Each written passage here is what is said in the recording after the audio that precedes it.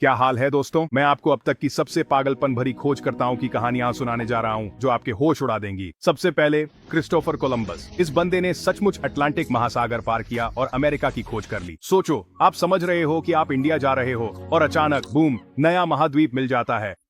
अगला है Marco Polo, असली ट्रैवल व्लॉगर। इस बंदे ने 24 साल एशिया और सिल्क रोड की खोज में बिता दिए। और इस चैप्टर में आखिरी लेकिन कम नहीं, हमारे पास है फर्डिनेंड मैगेलन।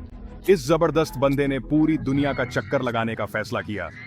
ये लोग अपनी जान जोखिम में डालकर तूफानों, बीमारियों और अनजाने खतरों का सामना कर रहे थे, वो भी बिना जीपीएस या स्मार्टफोन के। ये लोग सच में खोज की असली एमवीपी थे। ठीक है, अब ये देख, आओ बात करते हैं जेम्स कुक की, उस बंदे की जिसने असल में पैसिफिक को नक्शे पे ला दिया।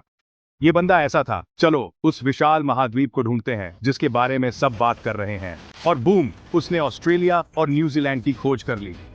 कुक ने पैसिफिक का इतना बड़ा हिस्सा नक्शे पर उतार दिया जैसे वो असल जिंदगी में fill in the blank ocean edition खेल रहा हो। अब मैं आपको मिलवाता हूँ सबसे बड़े यात्री से, इब्न बतूता।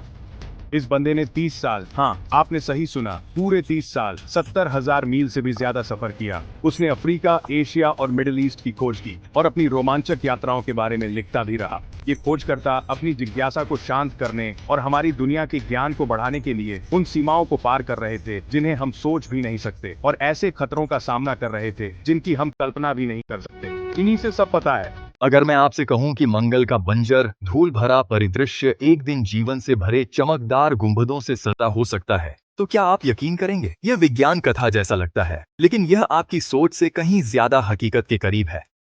ये ज्योडेसिक गुंबद, जो पारदर्शी हैं और नरम मंगल की धूप में चमकते हैं, केवल वास्तुकला के चमत्कार नहीं हैं। ये हमारे भविष्य के घर, बगीचे और प्रयोगशालाएं सब कुछ एक साथ हैं। लेकिन आखिर गुंबद ही क्यों? दरअसल गुंबद का आकार केवल देखने में सुंदर नहीं है, यह दबाव और तापमान बनाए रखने में बेहद कुशल है। दो ऐसी चीजें जिन्हें हमें मंगल पर जीवित रहने के लिए सटीक रूप से नियंत्रित करना होगा। इन गुंबदों के अंदर हमें बाहर की जंग लगी लाल सतह से बिल्कुल विपरीत दृश्य दिखता है। हरी भरी हरियाली, पेड़ जो कृत्रिम आकाश की ओर बढ़ रहे हैं, और जटिल जल प्रणालियां जो इस ग्रह की प्राकृतिक शुष्कता को चुनौती देती हैं। अब आप सोच रहे होंगे कि आखिर इस परग्रही दुनिया में हम घूमते फिरते कैसे हैं? यहीं पर हमारे रोबोटिक दोस्त काम आते हैं। स्वायत्त रोवर्स जो जटिल यांत्रिक भुजाओं और अत्याधुनिक वैज्ञानिक उपकरणों से लैस हैं, इस ऊबड़ खाबड़ इलाके में घूमते हैं। मंगल की मिट्टी पर उनके पहिए के निशान खोज और अन्वेषण की कहानी बयां करते हैं। लेकिन वे वहां अकेले नहीं हैं। अत्याधुनिक हल्के स्पेस सूट पहने अंतरिक्ष यात्री इन यांत्रिक चमत्कारों के साथ मिलकर काम करते हैं, सामान उतारते हैं, उपकरण स्थापित करते हैं और ऐसे शोध करते हैं जो हमारे इस खगोलीय पड़ोसी के रहस्यों को उजागर कर सकते हैं। और जब वे काम कर रहे होते हैं तो वे ऊपर देखकर कुछ जाना पहचाना देख सकते हैं। पृथ्वी जो मंगल के क्षितिज पर उगती हुई दिखाई देती है, ब्रह्मांडीय शून्य में लटकी हुई एक नीली संगमरमर की तरह। लेकिन वे वास्तव में इस दृश्य को कितनी बार देख पाएंगे, और यह उनके मनोवैज्ञानिक रूप से उन पर कैसा प्रभाव डालेगा?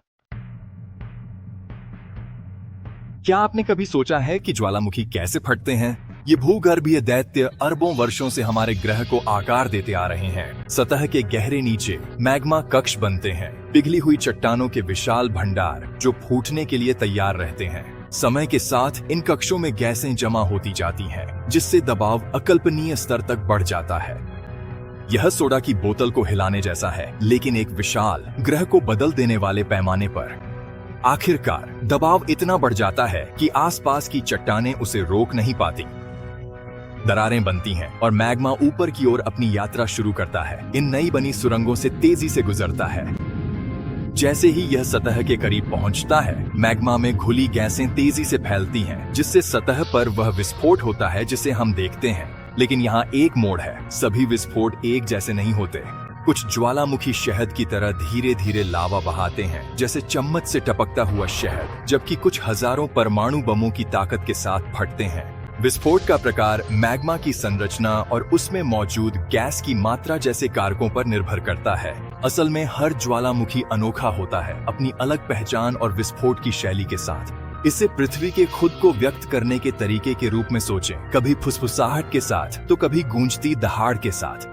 और इसी तरह लाखों वर्षों से संचित ऊर्जा प्रकृति की अद्भुत शक्ति के प्रदर्शन में मुक्त हो जाती है।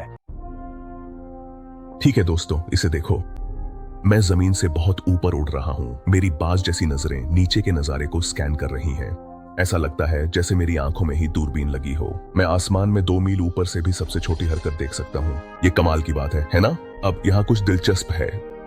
मैंने अभी अभी एक निशाने को लॉक किया है, एक छोटा खरगोश जो खेत में कूद रहा है। मेरी नजर इतनी तेज है कि मैं उसकी मूंछों की हर छोटी सी हरकत भी देख सकता हूँ। ऐसा लगता है जैसे मैं अपनी सारी ध्यान इस छोटे से जीव पर केंद्रित करता हूँ तो समय धीमा हो जाता है। अब आता है सबसे रोमांचक हिस्सा। मैं अपने पंख झुका रहा हूँ, अपने शरीर को नीचे की ओर झुका रहा हूँ। जैसे ही मैं जमीन की ओर तेजी से गिरता हूँ, हवा मेरे पास से तेजी से गुजरती है। मेरी नजर में खरगोश और बड़ा होता जा रहा है। एक पल में ही मैं अपने धारदार पंजे फैला देता हूँ। धड़ाम! मैंने खरगोश को जमीन से एकदम साफ उठा लिया है।